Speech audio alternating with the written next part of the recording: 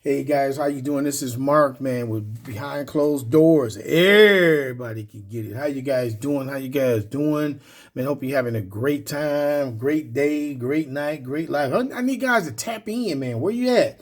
Where you caregiving from? What city? What state? What country? Right? Where you at?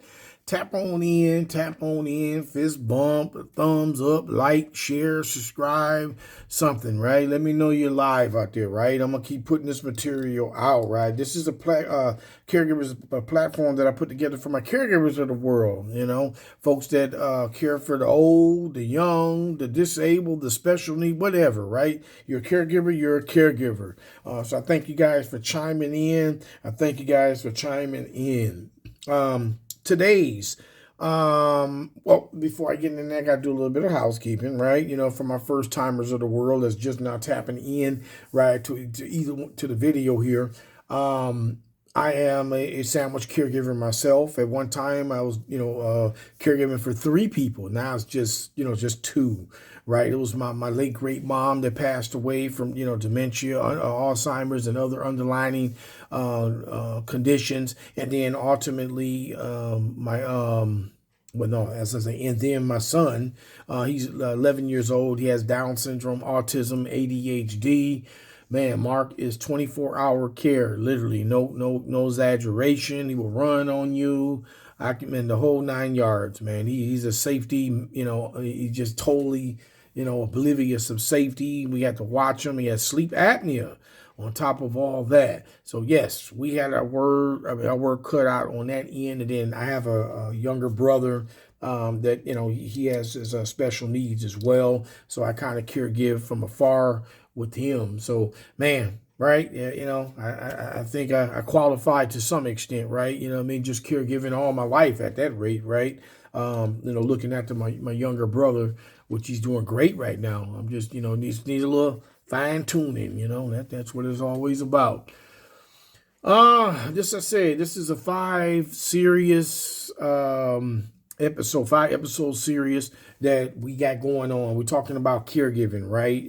This was something that stemmed off of one of our viral posts. If you go into Caregivers Chronicle, you'll see it right on top. It is. I like it not for it being viral. I like it for the fact that we had millions of people that actually commented on this thing, and that's awesome. That's all I asked for. You know what I mean? We got a whole lot of feedback from that video, so you definitely want to chime into that video. It really does some great things for me. But that helped dictate my content, right? I tap in and talk about stuff that people want to hear, right? Not about what I want, right? I mean, it's about what you guys want. So, feel free, tap in the comment box, all that good stuff. You can go in my bio on Facebook. You can find all the links and stuff like that to the podcast, to our Behind Closed Doors podcast, and our Behind Closed Doors support group, which is growing. Both of them are relatively new, but we're growing. And that's okay. I know I think we had about 100 people or something like that on each platform, which I'm okay with that.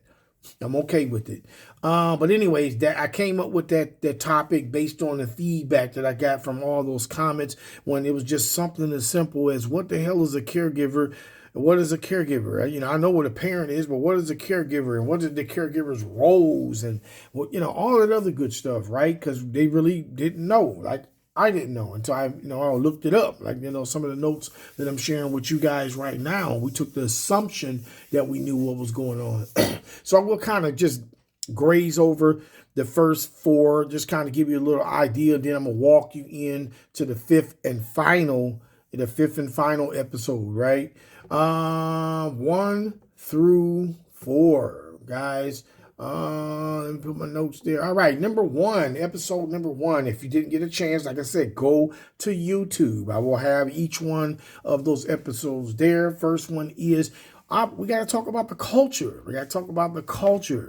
I think culture makes a significant difference before you even able to change anything. You got to know what the household is about. What is their culture? And culture goes a lot of ways, right here in the States, out of the States, and so on. Everybody have an idea, a different idea as it pertains to caregiving, belief system, religions, and all kinds of stuff, right? Episode 2, why one person always gets stuck with the duties. That's kind of what goes on in America. So we talk about that. We talk about the nuances of trying to change that narrative as well. Episode number 3, when caregiving becomes an identity, right? Or, I'm just stamped with it because I'm the favorite kid, or I'm stamped with it because I'm in the profession, so I automatically have to do it. So we talk about that as well, how we're going to have to undo that. And once again, teamwork make the dream work. So we talked about that in number 3. Number 4, the cost of saying yes and the fear of saying no. Right? You have to. I got to. I mean, that's my aunt. That's my grandma. That's my uncle. That's my friend. That's my whatever the hell it is. You feel obligated to them, right? And no, we're not going to feel obligated. We're not going to feel guilty. We're not going to feel pressured. We're not going to feel any of that. We're going to do the right damn thing. That's what we're going to do, right? That's what we talk about in episode number 4. You got to tap in YouTube, behind closed doors, right? Let's see, the culture created it, silence assigned it, identity absorbed it, and today we're going to be talking about the lack of boundaries and that broke it.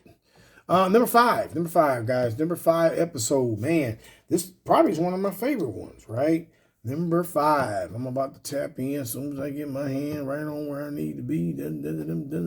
Bingo, right? Number 5, I think it's so suiting. The title is so suiting, man. It says the end the cycle. What comes next. Now, after we done talked about all that, what comes next, right? So let's tap into some things here. We're going to talk about this series wasn't about blame. It was about clarity, right? We're not trying to blame anybody. I'm not pointing no fingers. I'm just saying we need to clean this shit up as a culture. Oh, this is a platform for adults, right? We got grown folks. We all grown folks. Till the kids get out the room. Every now and then you're going to hear a couple choice words, right? Don't judge me. I'm a very passionate guy as it pertains, period, but I'm definitely passionate about caregiving and special needs and elderly care and all that kind of stuff. So you're going to get a little bit of that. If you got a problem with it, change the channel, ma'am. Change the channel, sir.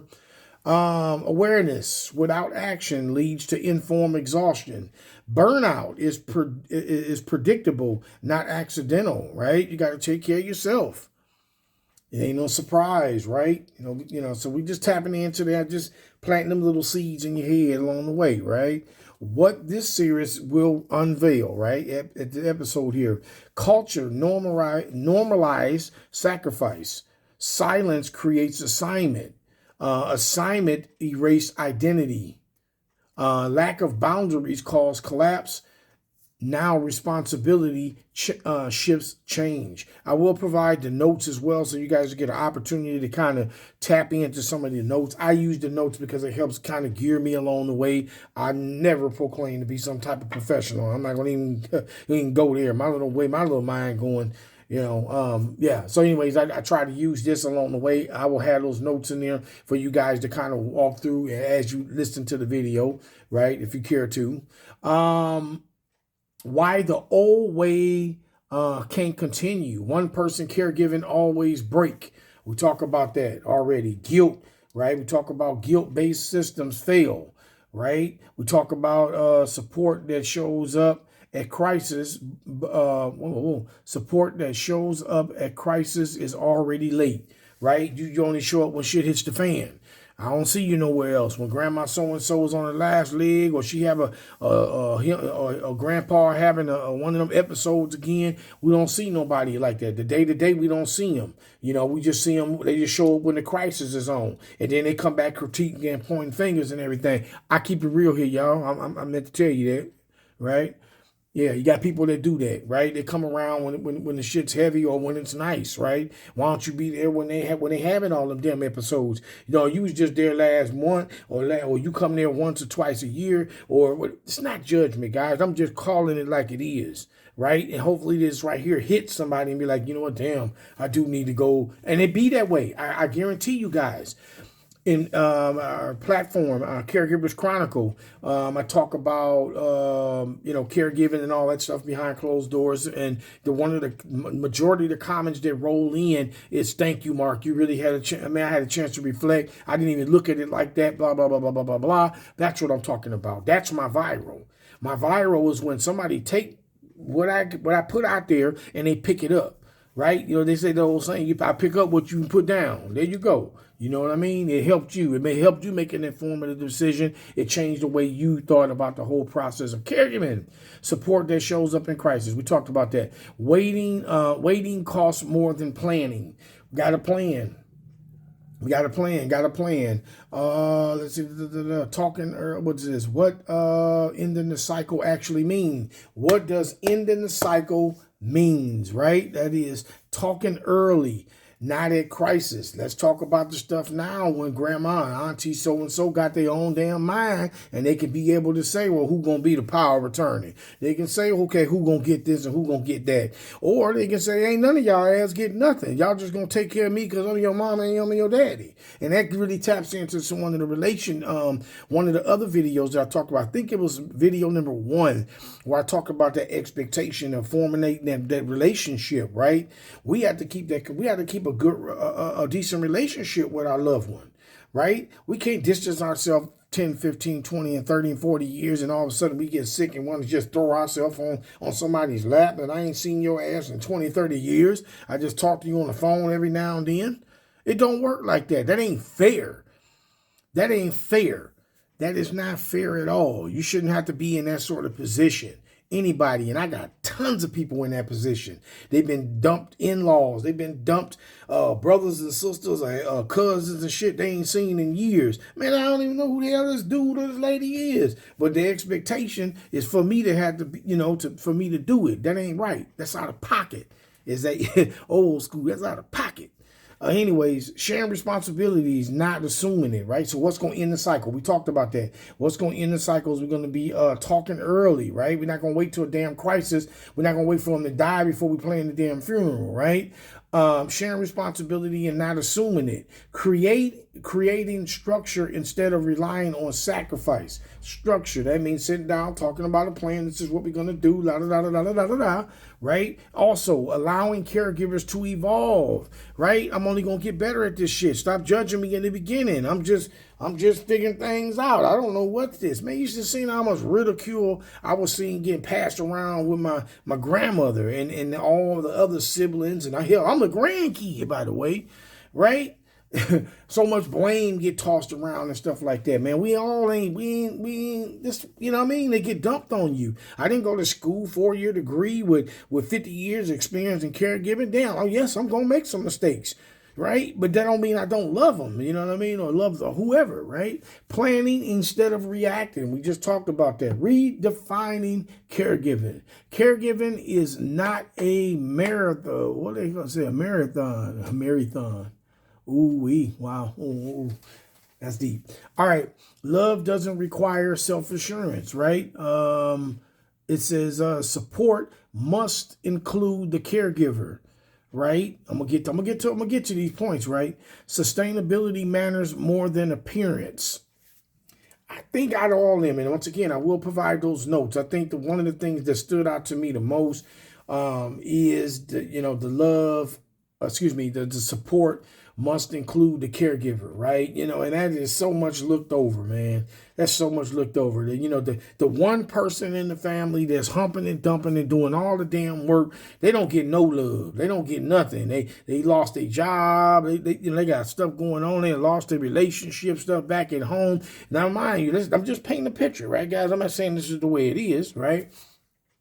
Let's say grandma such and such is on her last leg and she got 15 kids, right? And you got out of the 15, you got one doing all the damn work, right? Nobody coming. So wait a minute, you're not even being a part of the process and even helping your own damn mama, but you ain't even trying to help me. Think about that. Damn, I'm doing the work. You would think you at least look out for me. If I need you to go pick the kids up, I need you to go, do X, Y, and Z or whatever the case it is, man. People is that cold. People that cold. You gotta be that's gotta be cold, man. I just can't see it. I don't know, man. God, I don't know why God made me like this. Made me to care about people so damn much. Yeah, whatever. Redefine all this caregiving. Okay, yeah, I did point out that one. So yes, that was a support. Support must include the caregiver. We got to look out for the caregiver because sometimes in that whole process, everybody looking at grandma, uncle, such and so, and all that kind of stuff. We forget about the damn person that's running raggedly, taking care of their ass. I get real here, y'all. I told you, get the kids out the room. What caregiver needs going forward? Clear roles and expectations. We need clear roles. Everybody needs to find out what they're going to do. I don't care what I'll be damned. All the elements that come along with caregiving, you can do something, right? If you can't wipe ass, great, then go be a companion. Well, if you can't be a companion, go get some meds, take care of that situation. Well, if you can't do that, go take her ass to the hospital and back and forth to the doctor's appointment. Well, if you can't be that, then try to be some damn type of emotional support. Well, if you can't, I can go on and on, y'all. I can do this shit all day long, right? Back in my head. I think I know a little bit of something, y'all. So what caregivers need to look forward to, expectations and roles. Permission to set boundaries, right? I can set boundaries, right? No, I'm not available 24 hours a day. No, I'm not coming. And you know what I mean? I'm did my shift and go lay your ass down. You done did your work. Now let somebody else or let a professional come in and do it. At some point, this shit's got to end.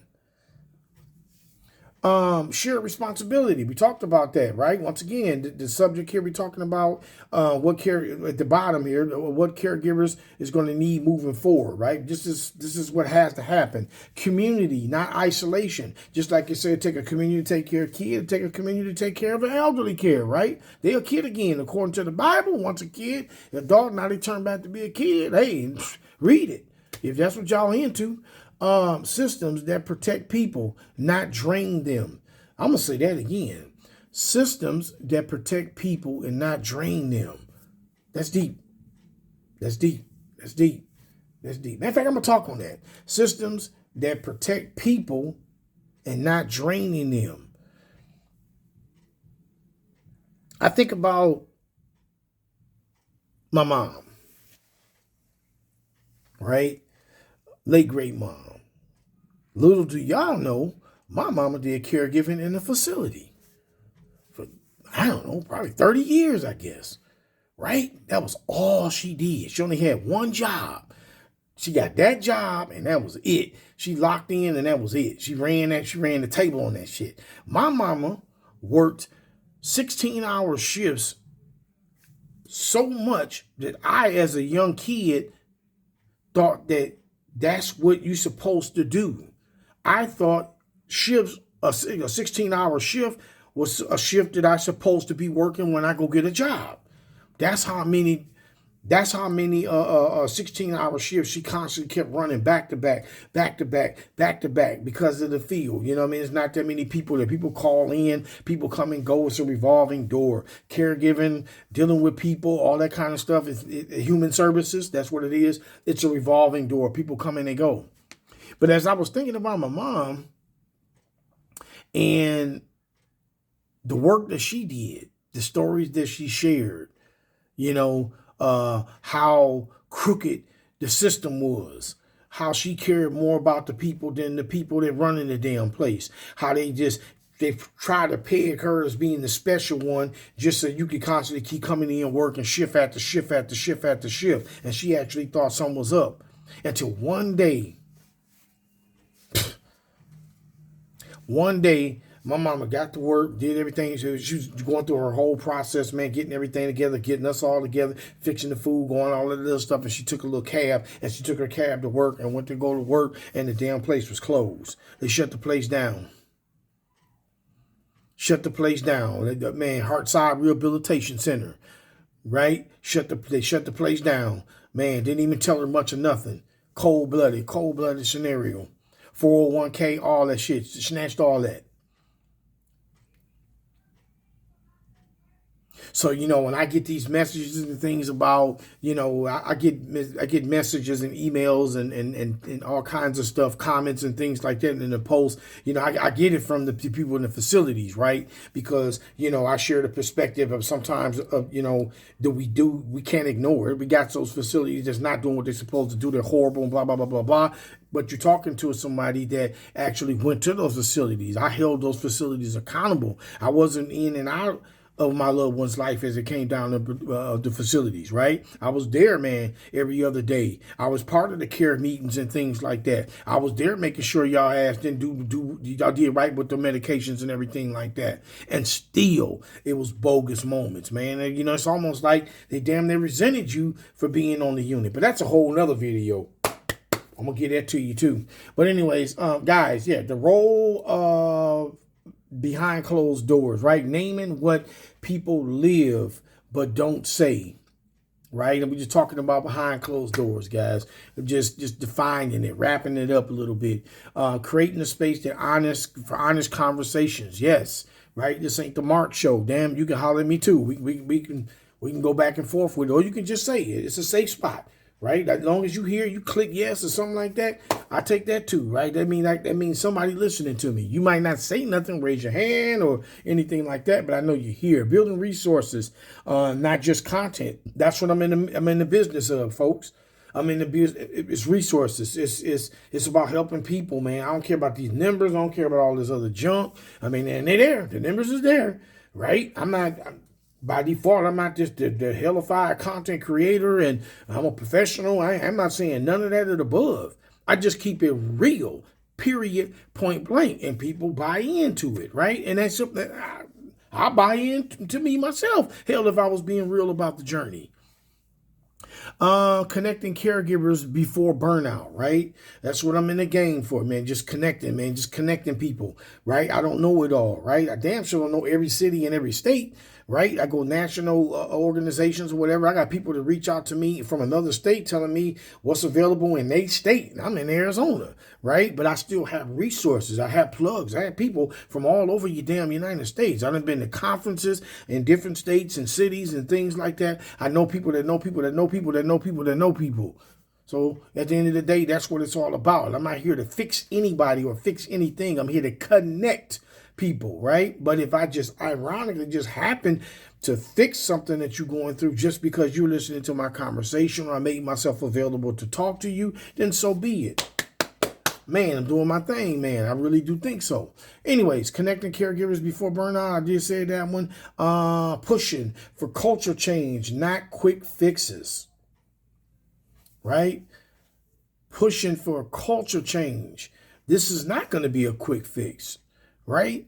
The fact that we, as a culture here in the United States, we have cultures, right? We have to weigh them. We have to weigh them out.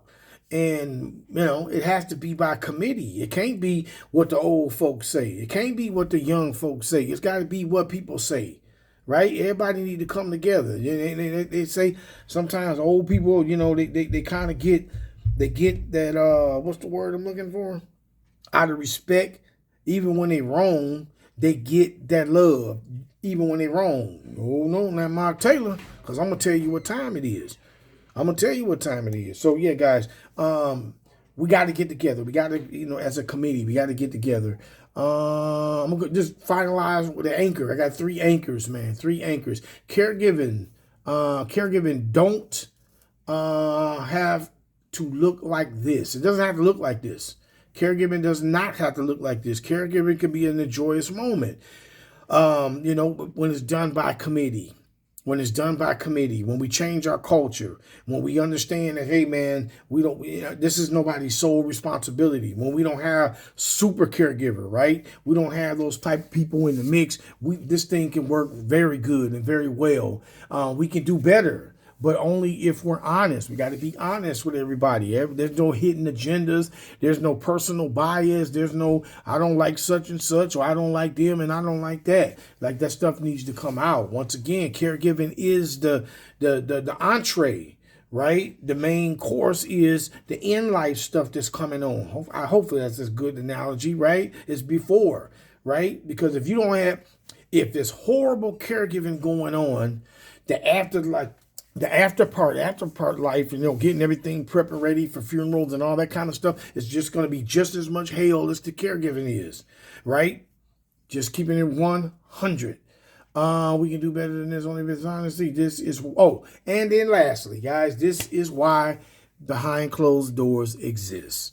You just got it all wrapped all up in one. Thank you guys for all my guys that chimed in for every episode. 1, 2, 3, 4, and this is number 5. You got it. There's caregiving all wrapped up, broke down, chopped up, whatever you want to call it, guys. Other than that, man, this is behind closed doors. Everybody can get it. I'll holler. You guys take it easy. Have a great week.